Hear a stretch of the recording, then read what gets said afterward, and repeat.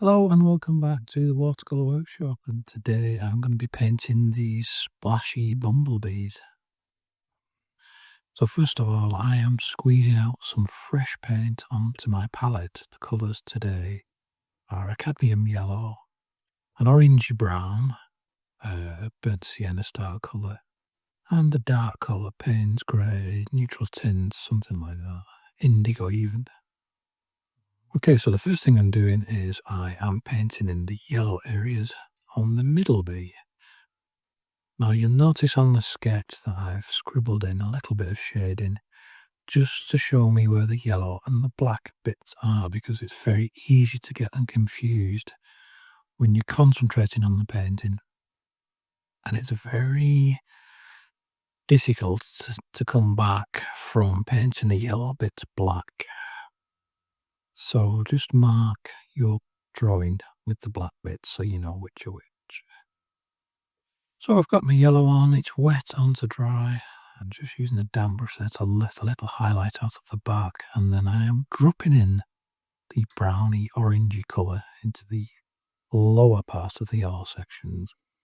Gonna let those merge together. Meanwhile, the top part of the yellow section, I am trying to scratch out some bristles off very bits. But my paint's already started to dry, so I'm struggling, so I'm having to dip it into my palette paint. No problem. So now I'm moving on to the darker areas, the black areas of the bee. So for these, it's quite important not to touch the yellow if you can avoid it, not while it's wet. If you do, they will run together, and when you mix black and yellow together, you actually get a green. Surprised me the first time I discovered that. So if you don't want a green bee, do not allow your black to run into the yellow bit. Or at least if you do, make sure that the yellow is almost dry, so that the mingling is of a minimum. Just reinforcing the orangey brown bit there. So another black area going in. So as you can see, I'm trying to avoid the yellow area by just lightly touching the side of it.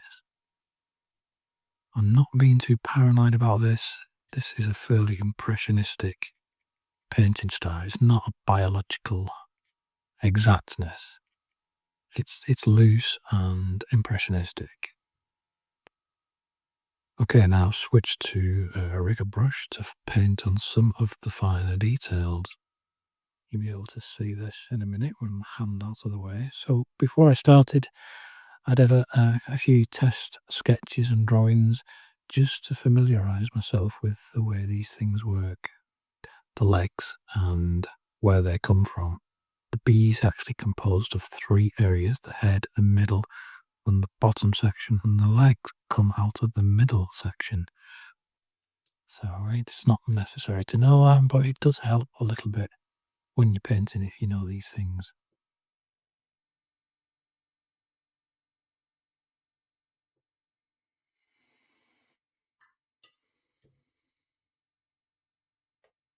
So I'm just finishing off the darker areas now.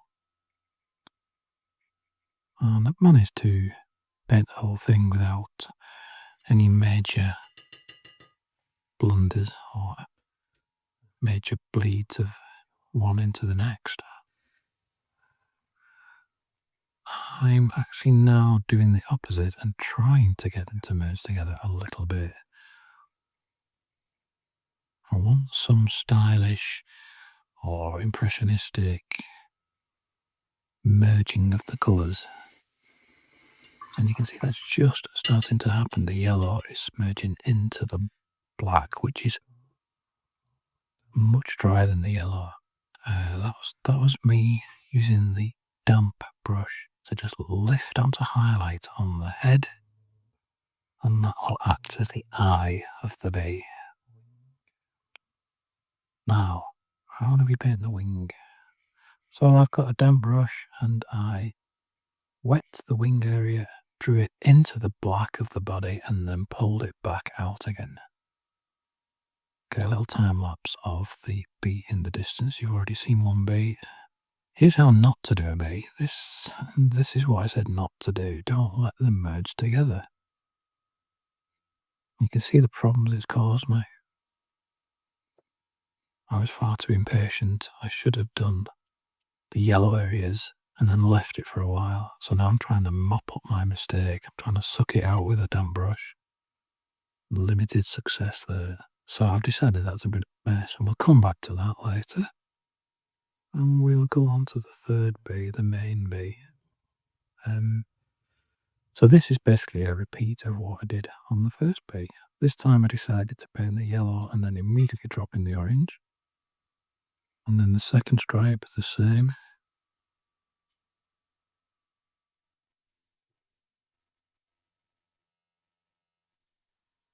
And then the third yellow stripe rather.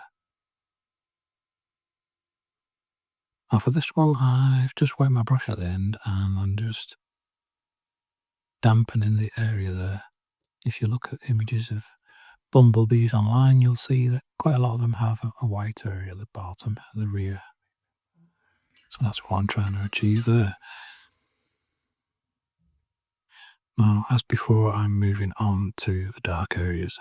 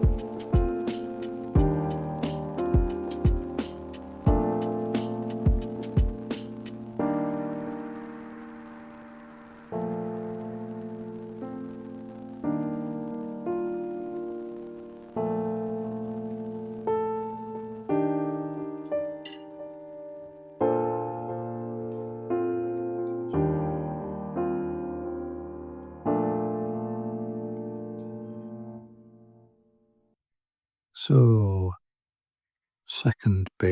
third bee, almost complete. I'm just going to do the wings again.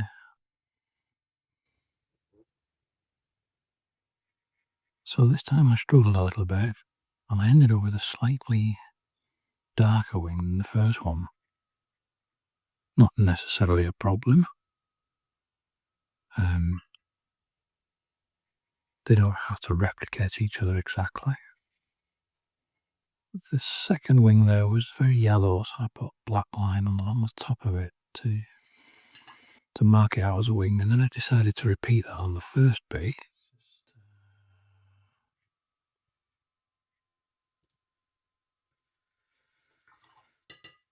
We're just putting some final touches in here on the bees. Just trying to fix my far away bee again by adding some more yellow. Because that's dry now, it's okay to paint over it. For this near bee, I decided to break up the back of it a little bit rather than put the little fairy bits in. I just used my damp brush to push some of the yellow and the black paint outwards from it to give it a little bit of movement, a little bit of dynamism. Now I am painting the suggestion of a flower. So this bee's coming in to land on a flower. Tried a few different colours for this in a test painting.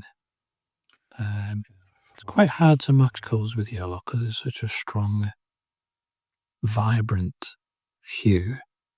I tried red, it didn't really work, and I tried a blue and it didn't work for me either. So in the end I stuck with the yellow and I've introduced a little bit of green. I'll link to the colour for that one below, but it's basically a bluey green which you could mix yourself, or you could use a kind of turquoisey teal colour, anything like that. It's probably a good idea to test your greeny blue against your yellow, see if you like it. So I'm just putting a few final touches here and there. This bluey green I repeated in the wings.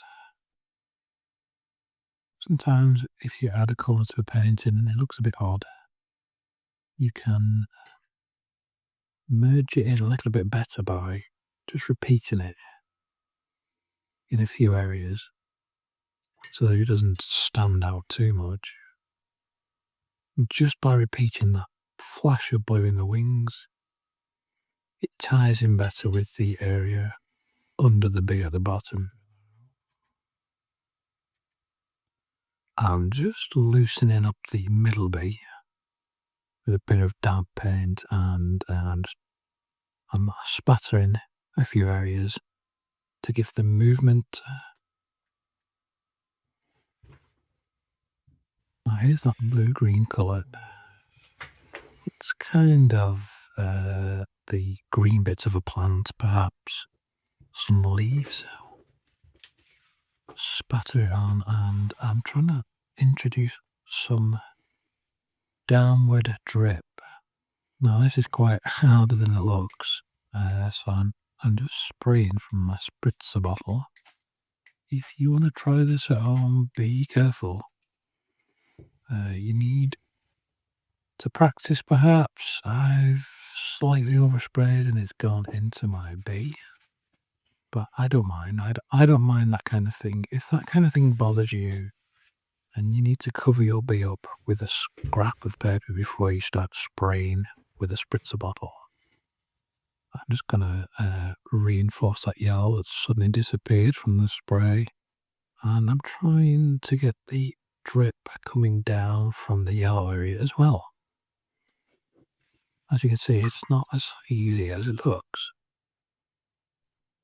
If you just wet underneath it, it won't go down as a drip. It would just spread into a bigger bloom of colour. So I'm happy with that now.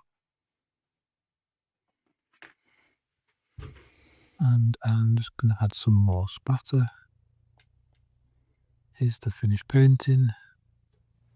Let me know what you think about it in the comments. I like it. Thank you for watching, and I'll see you next time.